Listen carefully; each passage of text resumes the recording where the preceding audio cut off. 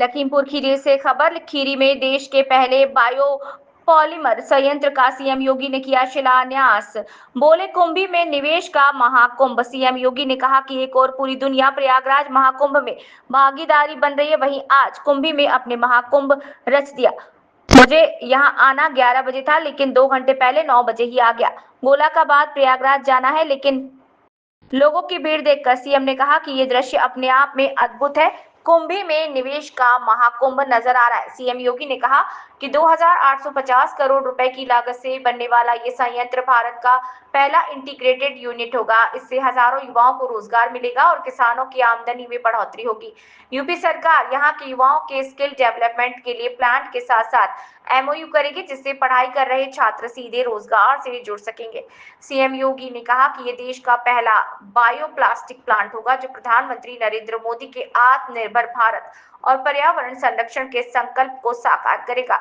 यहाँ बनने वाले बोतल, प्लेट, कप और कैरी बैग्स पूरी तरह डिस्पोजेबल होंगे और महज 3 महीने में खुद ही मिट्टी में मिल जाएंगे। सीएम योगी ने पर्यावरण संकट पर चिंता जताते हुए कहा कि ग्लोबल वार्मिंग के कारण असमय बारिश और सूखे जैसी समस्याएं बढ़ रही हैं। सीएम ने कहा कि यूपी सरकार जीरो लिक्विड डिस्चार्ज तकनीक को अपनाकर नदियों और नहरों को सुरक्षित रखने का प्रयास कर रही है। सीएम ने कहा कि यूपी में 45 लाख करोड़ रुपए का निवेश प्रस्ताव आया। अब तक 15 लाख करोड़ का निवेश हो चुका है और 3 से 5 लाख करोड़ रुपए के प्रोजेक्ट लाइन में है।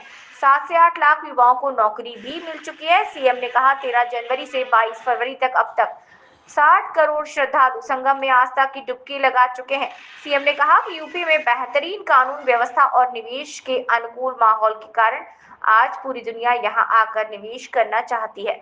बता दें कि सीएम ने इसके बाद गोकर्णनाथ के लिए रवाना हुए, जहां उन्होंने गोला में काशी कॉरिडोर का भूमि पूजन किया। इस दौरान सीएम ने करोड़ों रुपए की कुल 373 विकास परियोजनाओं का भी शिलान्यास किया। इसके बाद सीएम का उड़न खटोला प्रयागराज के लिए उड़ गया। जहां ये कॉरिडोर का निर्माण बाबा गोकर्णनाथ की इस पावन धरा पर हो रहा है, मैं आज के इस अवसर पर आपको आश्वस्त करना चाहता हूं।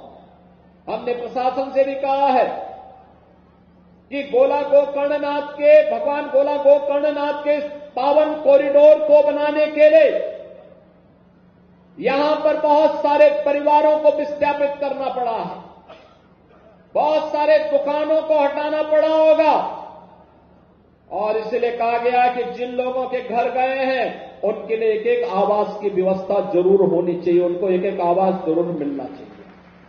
आवश्यकता पड़ेगी हम लोग उनके लिए आवास की सुविधा भी उपलब्ध करवाएंगे। जिन लोगों की दुकान गई है, कॉरिडोर में व्यवस्थित तरीके से दुकानें बना करके उन्हें आवंटित भी हो जाए। किसी को जानना हमारा काम नहीं। सुंदरीकरण के साथ साथ लोगों के जीवन को सुगम बनाना भी इस सरकार का उद्देश्य है और सरकार उसी दिशा में प्रयास करते हुए आगे बढ़ रहा है।